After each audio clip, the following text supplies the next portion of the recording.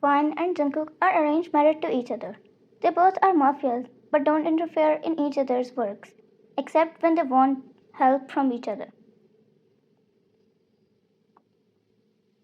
They always have each other's backs, even if they don't show it, even if they don't talk to each other much.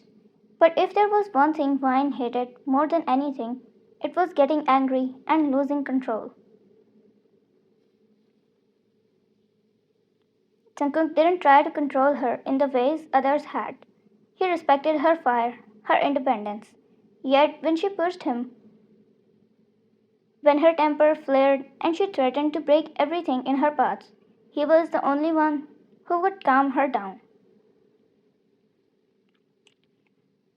No one controlled Vine, no one, except Jungkook. Vine stood at the end of the balcony, overlooking the city below. Her hand tightly held the glass of whiskey as though it might shatter the pressure. Her mind was elsewhere.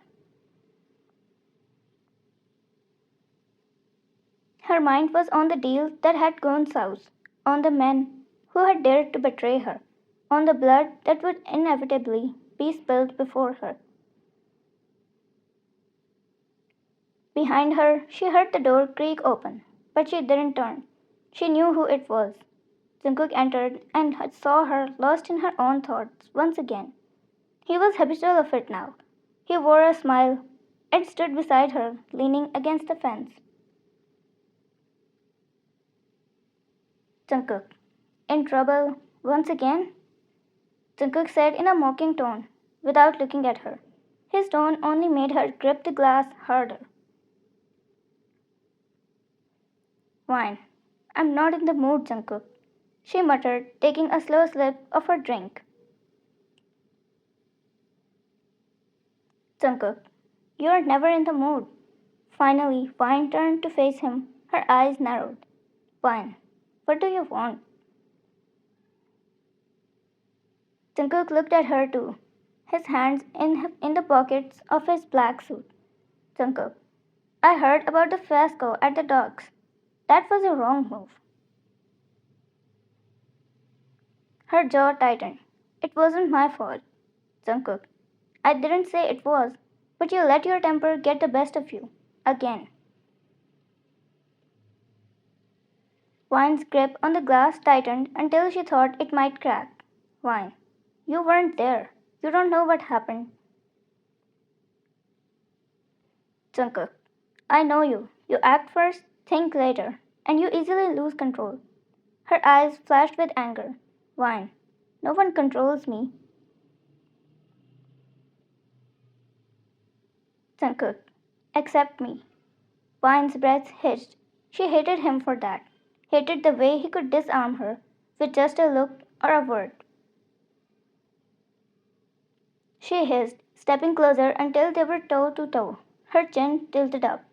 Vine, don't make the mistake of thinking you do. Jungkook, you're angry just because one deal didn't go the way you wanted. You want to burn the whole world down, and it's not the first time. And you still think I should burn it down. She cut him down. Jungkook scoffed while looking at her. He knew if she was angry once, it's really hard for anyone to calm it down. Especially it's the hardest for herself because he knew she was controlling herself so hard not to lose control. She had a deal with people in Italy, and she was so excited when they agreed for it.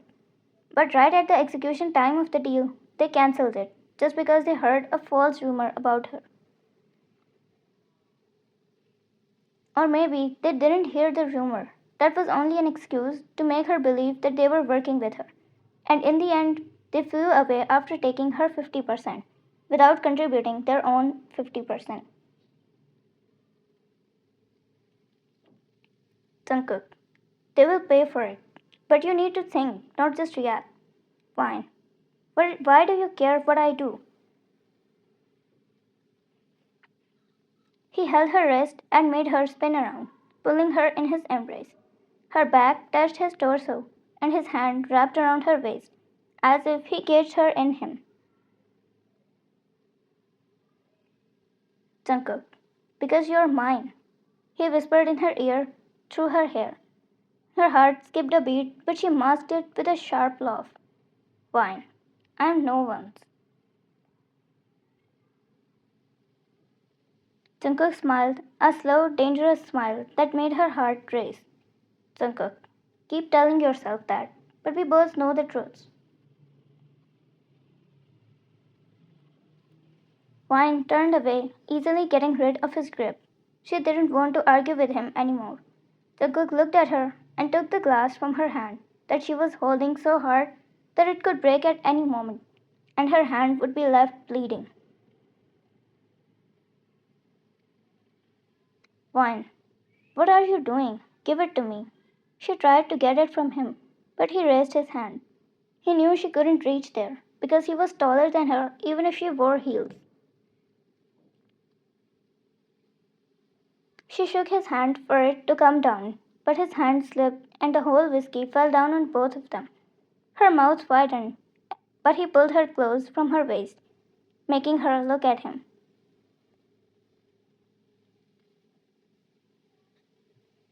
Jungkook, you will get your revenge. We will do it together, he said, cold drops falling from his hair and his eyes fixed on her. That made her racing heart calm a bit and forgot about everything else, just lost in his deep eyes. Why? You really think I'm going to listen to you? Jungkook, you don't need to listen. I just need you to know I've got your back, always.